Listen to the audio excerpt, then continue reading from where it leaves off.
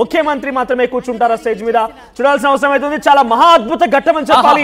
ఈ ఫ్రేమ్ చూస్తున్న మాత్రం కడుపు నిండిపోతుంది ఫ్యాన్స్ కి సంబంధించి. ఎందుకంటే ఓ పక్క మెగాస్టార్, అలాగే ఓ పక్క తమిళ తలైవా టాలీవుడ్ మెగాస్టార్ కూడా ఒకే ఫ్రేమ్ లో ఉన్నారు. పక్కనే లయల్ అఖండ విజయం సాధించారు చంద్రబాబు. అదే రకంగా అఖండ బాలకృష్ణ కూడా అదే స్టేజ్ పై ఉన్నారు. ఒక బ్యూటిఫుల్ ఫ్రేమ్ అని చెప్పాలి. చిరంజీవి, రజనీకాంత్, బాలకృష్ణ, తమిళ తలైవా టాలీవుడ్ మెగాస్టార్ ఇద్దరు కూడా వాళ్ళు ఏం మాట్లాడుకుంటారు బహుశా చాలా ఇంట్రెస్టింగ్. ఎందుకంటే ఇద్దరు కూడా పాలిటిక్స్ లోకి వద్దామని అనుకున్నారు, ఒకనొక సందర్భంలో వచ్చారు, బట్ వాళ్ళ రోల్ ప్లే చేశారు. సచిన్ నీకు కనుక గుర్తుంటే గతంలో టీడీపీకి సంబంధించి ఎన్టీఆర్ జయంతి ఉత్సవాలు జరుగుతాయి. ఒక్కసారి మనోజ్ అక్కడ డాక్యుమెంటరీ ప్లే చేస్తారు, డాక్యుమెంటరీ చూద్దాం. చంద్రబాబు గారు 28 ఏళ్ల పిన్న వయసులోని చంద్రగిరి శాసనసభ నియోజకవర్గం నుండి ఎమ్మెల్యేగా గెలుపొంది రాష్ట్ర శాసనసభలో అడుగుపెట్టారు. 30 ఏళ్ల వయసులోనే ఆంధ్రప్రదేశ్ రాష్ట్ర చలనచిత్ర పరిశ్రమ, పురావస్తు శాఖల మంత్రిగా బాధ్యతలు చేపట్టారు. 1995 సెప్టెంబర్ 1న ఉమ్మడి ఆంధ్రప్రదేశ్ ముఖ్యమంత్రిగా ఆయన ప్రమాణ స్వీకారం చేసే నాటికి శ్రీ నారా చంద్రబాబు నాయుడు గారి వయసు 45 ఏళ్లు.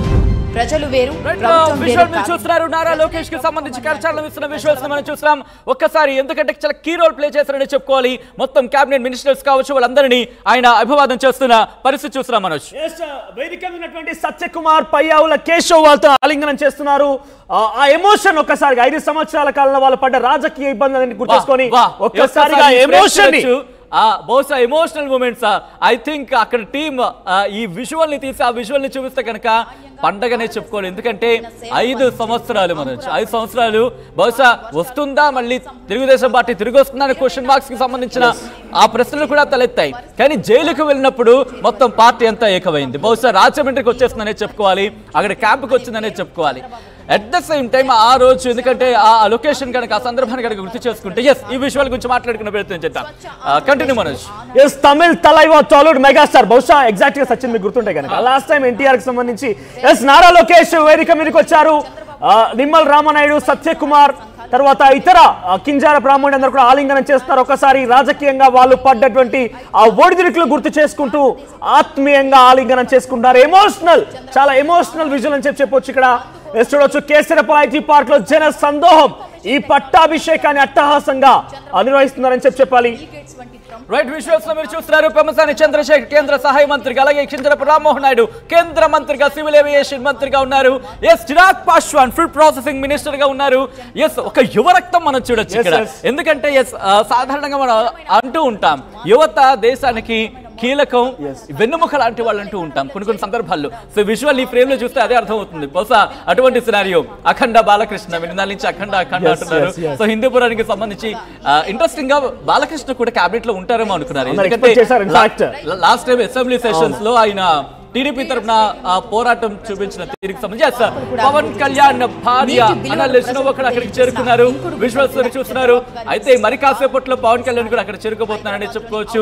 ఇప్పటికే కింజరపు రామ్మోహన్ నాయుడుతో పాటు నారా లోకేష్, మరికొంతమంది బహుశా సంబర వాతావరణం, ఒక పండగ, ఒక సంక్రాంతి.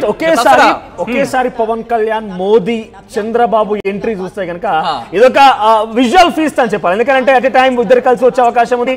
నారా లోకేష్ పన్నీర్ సెల్వం తో భేటీ అవుతున్నారు. గోరెంట్ల బుచ్చయ్య చౌదరి దాదాపుగా 7 సార్లు ఎమ్మెల్యేగా గెలవడం అంటే బహుశా ఇప్పట్లో అంత రఘురామకృష్ణరాజు చాలా ఇంట్రెస్టింగ్. ఎందుకంటే ఆయన స్పీకర్ గా ఉంటారా అనేది సోషల్ మీడియాలో. నారా లోకేష్ అందరినీ కలుస్తూ వెళ్తున్నారు వేదికపై నుంచి. ఇన్ఫాక్ట్ అక్కడ చూడొచ్చు విజువల్స్ లో మీరు అట్టహాసంగా జరుగుతోంది ఈ పట్టాభిషేకం అనడానికి ఇదే నిదర్శనం చెప్పాలి.